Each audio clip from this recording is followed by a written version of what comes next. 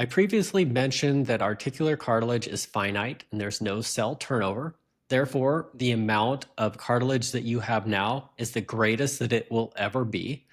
Therefore, we want to find a balance between sufficient movement but not overloading that cartilage.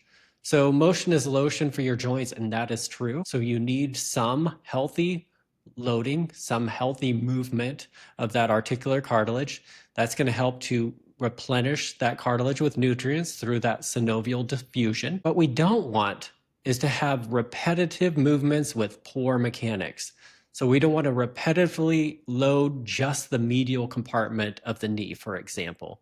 So what do we do about that? Prevent those poor alignments so that we distribute those loads over a larger area. Therefore, that motion continues to be lotion instead of starting to break down that cartilage. Because what happens if we repetitively load that cartilage under poor mechanics? Well, we get breakdown of that collagen matrix.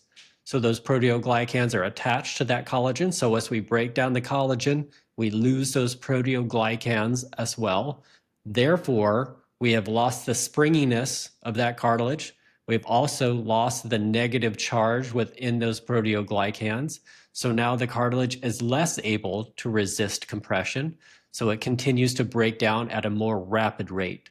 That's why osteoarthritis is a progressive disorder, because once it starts to rapidly increase because we're breaking down the mechanical properties of that cartilage itself, which therefore increases the stress on the remaining cartilage and it breaks it down faster.